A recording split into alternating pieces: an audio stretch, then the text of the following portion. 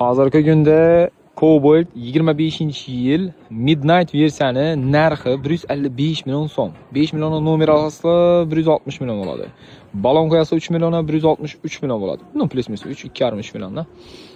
Keyin tonirovka olsa 2,5 million. Tonirovka urdurasa yana 500 ming so'm. 3 million ketib 166 million bo'ldi. Metan qo'yadigan bo'lsa 7 millionni chavab ketdi. 173, 174 avaradimi?